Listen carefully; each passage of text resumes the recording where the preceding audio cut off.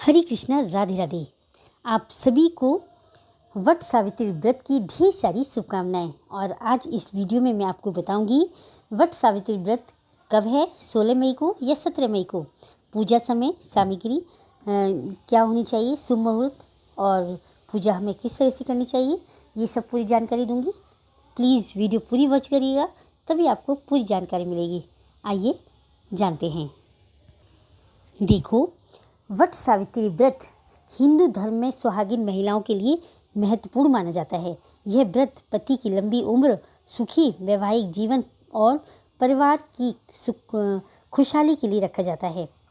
इसी दिन महिलाएं वट वृक्ष की पूजा करती हैं और सावित्री सत्यवान की कथा सुनकर अखंड सौभाग्य की कामना करती हैं।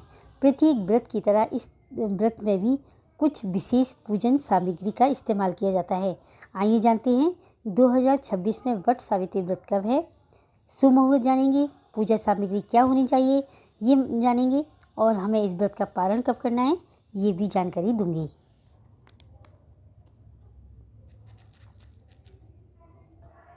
सबसे पहले पूजा का शुभ मुहूर्त जानते हैं। देखो, वट सावित्री व्रत तिथि 16 मई अमावस्या तिथि प्रारंभ होगी। 16 मई प्रातःकाल 5:11 पर अमावस्या तिथि का समापन होगा। 17 मई प्रातःकाल 1:30 पर अभिजीत मुहूर्त होगा। प्रातःकाल 11:50 से लेकर दोपहर 12:45 तक। गोधूली मुहूर्त होगा। सायकाल 7:04 से लेकर सायकाल 7:25 तक। व्रत का पारण 17 मई सूर्य उदय के बाद होगा।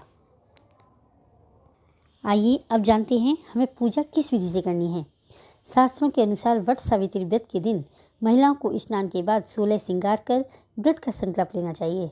सबसे पहले वट वृक्ष के नीचे सावित्री सत्यवान की प्रतिमा रखकर वृक्ष की जड़ में जल चढ़ाएं और रोली कुमकुम अक्षत अर्पित करें। अब धूप दीप जलाकर अन्य सभी पूजन सामग्री व प्रसाद चढ़ाएं। इसके बाद वृक्ष की 108 बार परिक्रमा करते हुए कच्चा सूत वट वृक्ष में लपेट दें। पूजा के बाद वट सावित्री व्रत कथा पढ़े या सुने। अंत में आरती कर भगवान से अखंड सौभाग्य की कामना करनी चाहिए। वट सावित्री व्रत में मुख्य रूप से भगवान शिव, माता पार्वती, सावित्री सत्यवान की प्रतिमा, वट वृक्ष, बांस का पंखा, भीगे हुए चने, कच्चा सूत या कलावा, सुहाग सामग्री, जल से भरा कलश, दीपक, देसी घी, धूप अगरबत्ती, रोली कुमकुम, हल्दी, अक्षत, सुपारी, पान के पत्ते, लौंग, इलायची, कपूर, भोग के लिए भीगे हुए चने, गुड़, मौसमी फल, मिठाई, पूड़ी या रसगुल्ले, पूजा की थाली, आसन, व्रत कथा की पुस्तक और कुछ दक्षिणा होनी चाहिए। आप इस विधि से पूजन करेंगे तो हमारी भोले शंकर पार्वती मैया बहुत खुश होंगे और हमें मन चाहा वर प्रदान करेंगे। तो इसलिए बहुत ही आसान विधि बताई है मैंने। इसी विधि से पूजा करें और अपने भोले शंकर पार्वती मैया को प्रसन्न करें। मिलते हैं नेक्स्ट वीडियो में। तब तक के लिए स्वस्थ रहें, मस्त रहें, अपनी फैमिली के साथ एंजॉय करें।